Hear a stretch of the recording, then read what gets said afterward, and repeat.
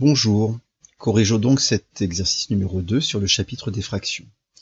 Alors dans cet exercice, on nous demande encore une fois de calculer et de mettre les résultats sous forme de fractions simplifiées, donc de fractions irréductibles.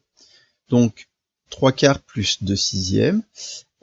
Ici, on a une somme de deux fractions qui n'ont pas le même dénominateur. On sait que pour pouvoir faire la somme, on a besoin d'avoir le même dénominateur.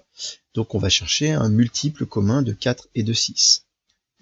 6 n'est pas un multiple de 4, donc il va falloir qu'on transforme les deux fractions. Ça, c'est la première méthode. Donc la méthode un peu classique. Alors, il y a plusieurs multiples possibles. Ils ont plusieurs multiples communs. On peut évidemment les multiplier entre eux, donc choisir 6 x 4, 24 comme multiple commun, mais ce n'est pas le plus petit. On a un plus petit multiple commun, qui est 12. 12 est à la fois un multiple de 4 et un multiple de 6, donc 12 est un meilleur candidat pour faire cette somme de fractions.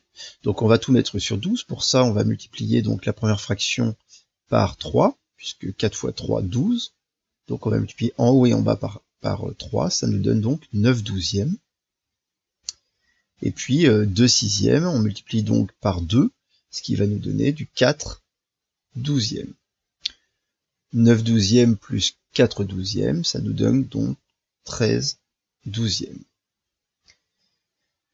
Alors on se pose la question, est-ce qu'on a une fraction réductible? Est-ce qu'une fraction simplifiée? Ben oui, puisque 13 est un nombre premier, donc 12 ne peut pas être divisible par 13, il n'y a pas d'autres diviseurs communs, ils n'ont pas de diviseur commun. Donc on a une fraction irréductible. Alors juste pour vous montrer, on aurait quand même pu s'y prendre autrement, puisque on aurait pu voir que la fraction 2/6 était simplifiable. Donc des fois, ça vaut le coup, d'avant d'effectuer nos calculs, de regarder s'il n'y a pas une des fractions qu'on pourrait simplifier.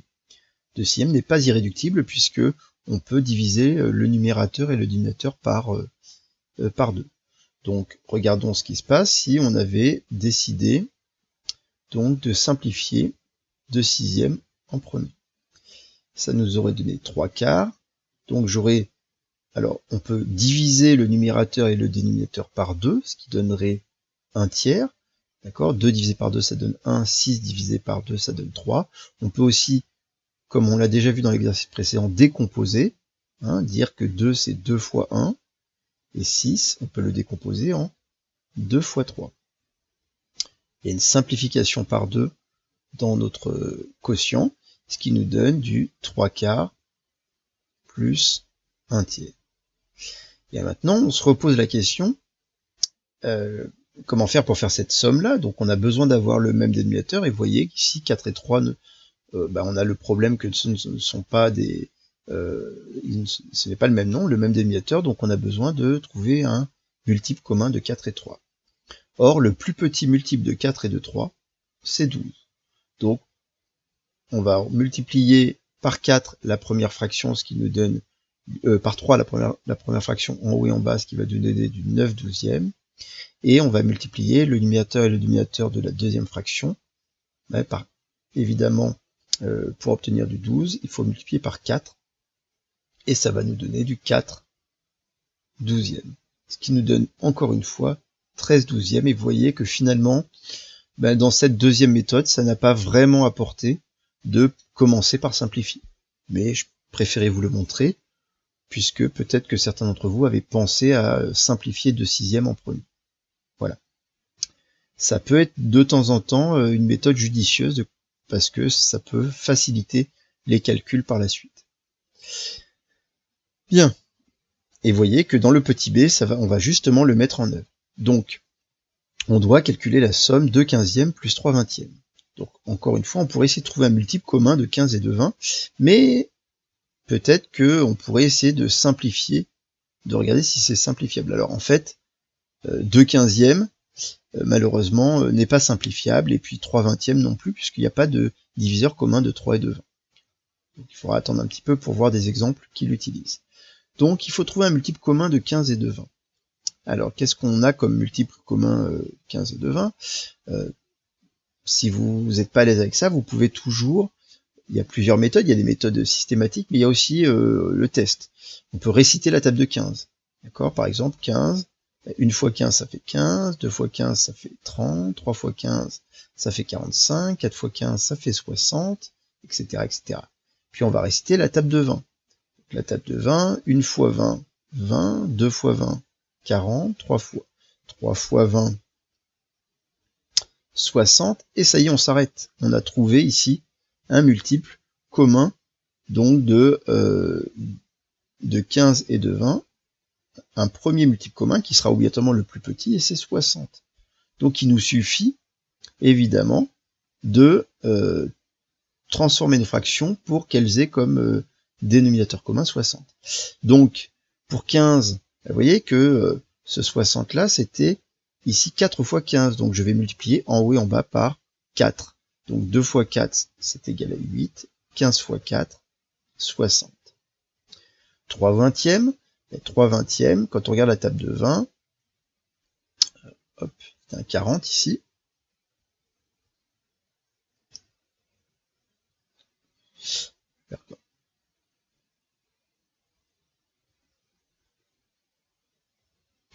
Voilà. Donc, quand on regarde la table de 20, il nous faut 3 fois 20 pour faire 60. Donc, on va multiplier le numérateur et le dénominateur par 3, ce qui nous donne du 9 sur 60. 8 sur 60 plus 9 sur 60, c'est égal à 17 sur 60. 17 est un nombre premier, 17 est dans la table que de 1 et de 17, et donc, or 60 n'est pas divisible par 17, ce n'est pas un multiple. Donc cette fraction est irréductible. On passe au petit c, donc on a une soustraction, 5 douzièmes moins 9 huitièmes. Les fractions ne sont pas simplifiables, 5 et 12 n'ont pas de diviseur commun, 9 et 8 n'ont pas non plus de diviseur commun. Et donc, on cherche un multiple commun de 12 et de 8. Alors encore une fois, on peut ici réciter un petit peu la table de 12 et la table de 8 pour voir quand est-ce qu'on a un multiple commun. Voilà, donc la table de 12, alors la table de 8, on la connaît un petit peu mieux que la table de 12. Donc ce qu'on va faire, c'est qu'on va commencer par la table de 12, et dès qu'on reconnaît un nombre qui est aussi dans la table de 8, on sait qu'on va s'arrêter. Donc 12 fois 1, c'est égal à 12. 12 multiplié par 2, c'est égal à 24. Et ça y est, 24, je sais que 24, c'est 3 fois 8. Donc je m'arrête. Je ne vais pas plus loin. Et quand je récite ma table de 8, ben, voilà, ça fait 8 fois 1, 8, 8 fois 2, 16, 8 fois 3, 24. Donc c'est mon multiple, mon plus petit multiple commun des deux.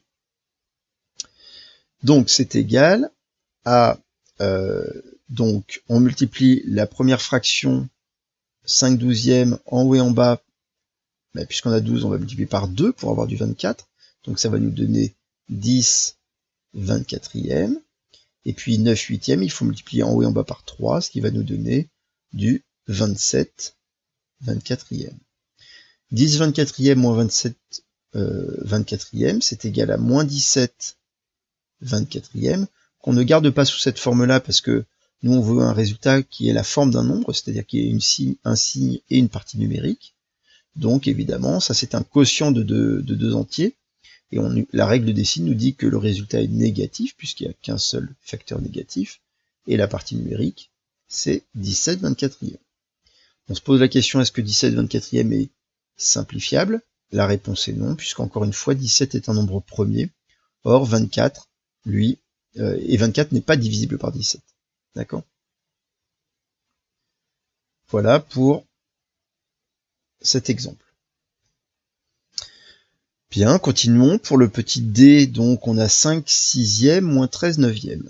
Alors, pas de simplification pour les fractions. On cherche un multiple commun de 6 et de 9. Alors, on pourrait prendre 6 fois 9, 6 fois 9, 54, qui est un multiple de 6 et de 9. Peut-être qu'on a un multiple commun de 6 et de 9 qui serait plus petit. Et donc, oui, il y en a un, c'est 36. 36, c'est à la fois un multiple de 6, et dans la table de 6 et dans la table de 9. C'est 4 fois 9, et c'est 6 fois 6. Voilà.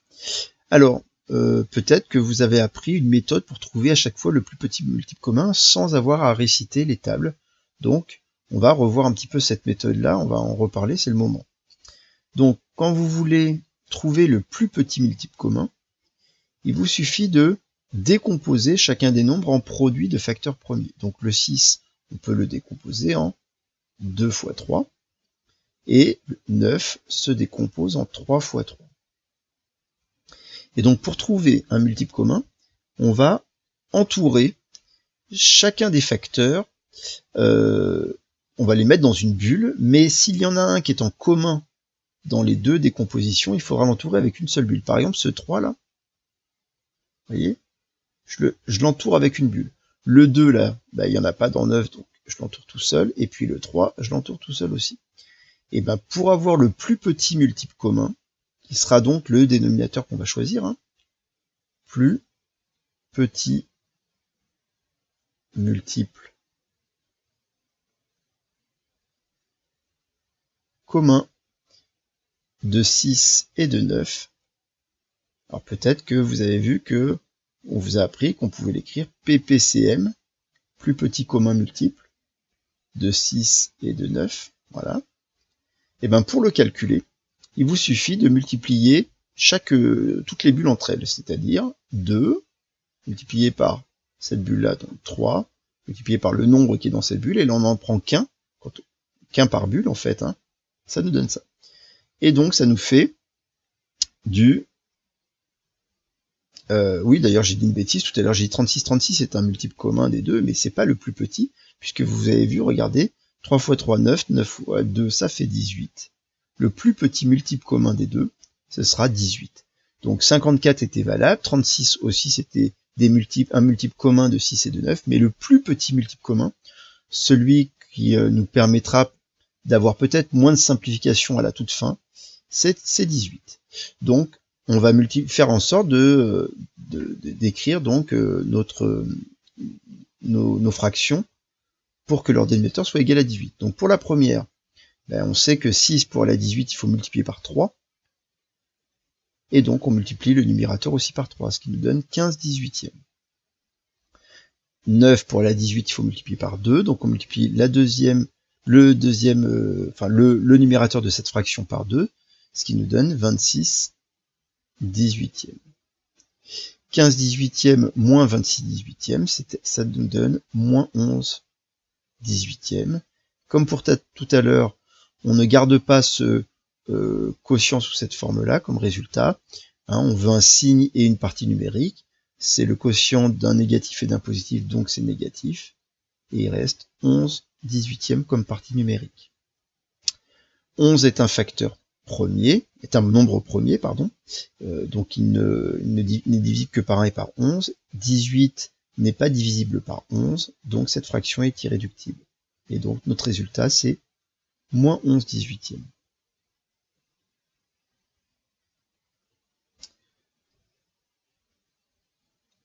Petit e, donc 5 douzièmes moins 2 quinzièmes. Pareil, on veut trouver donc un multiple commun de 12 et de 15. On va donc utiliser notre méthode qu'on a vue pour avoir le plus petit multiple commun. 12, alors quand je veux décomposer 12, je sais que c'est 4 fois 3, mais 4 c'est 2 fois 2, donc c'est 2 fois 2 fois 3. Je décompose en produit de facteurs premiers. Autrement dit, les entiers qu'on ne peut plus redécomposer par des multiplications. 15, donc 15 c'est 3 fois 5, voilà. Et donc, ici on s'aperçoit que, tiens, il y a le 3 qui est en commun, donc je vais l'entourer ici, entourer mes deux 3 dans une seule bulle. Le 2, je l'entoure tout seul, celui-là aussi, c'est pas parce qu'il y a deux facteurs 2 qu'il faut les entourer ensemble, ils sont pas en commun dans les deux, et puis le 5 est tout seul. Et donc, le plus petit multiple commun de 12 et de 15, sa valeur, c'est 2 fois 2 fois 3 fois 5. Et je n'ai compté, vous avez vu, qu'un seul 3, qu'un seul nombre par bulle. Donc ça nous fait du 4 fois 5, 20, et 20 fois 3, 60. Le plus petit multiple commun de 12 et de 15, c'est 60, et donc je vais multiplier ma fraction 5 douzièmes par un nombre tel que le dénominateur va être égal à 60. Pour passer de 12 à 60, il suffit 2 multiplié, alors vous le voyez ici en fait, peut-être que 12, on savait que c'était 2 fois 2 fois 3, et regardez dans votre PPCM, c'est 2 fois 2 fois 3 fois 5. On voit bien qu'il suffit de multiplier par 5. Donc en fait, on multiplie en haut et en bas par 5. Ce qui nous donne 25 soixantièmes. 2 quinzièmes, ben, pareil, 15 c'était 3 fois 5, vous l'avez ici dans la décomposition, et vous voyez bien qu'il manque un fois 2 fois 2, c'est-à-dire un fois 4. Donc on multiplie en haut et en bas par 4, ça nous donne donc 8 soixantièmes. 25 soixantièmes moins 8 soixantièmes, ben, ça nous donne du 17 soixantièmes. 17 est un nombre premier, 60 n'est pas divisible par 17, n'est pas un multiple de 17, et donc cette fraction est irréductible.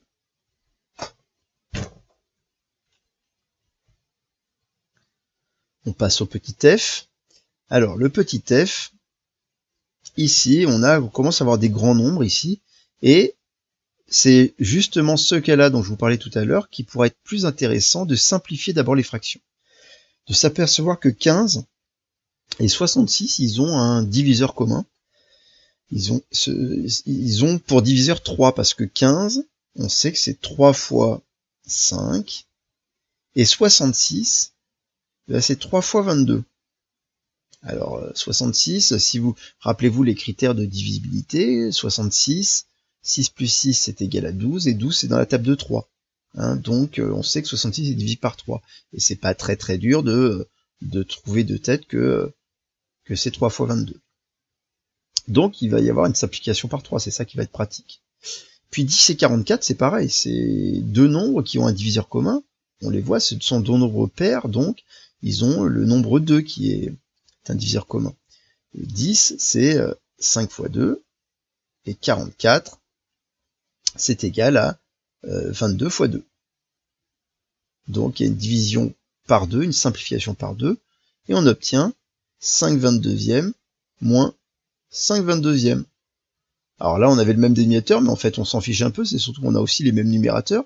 Autrement dit, on a une soustraction de deux fractions qui sont égales. Ah, ben, le résultat, ça ne peut être que 0. Voilà donc pour ce cas petit f.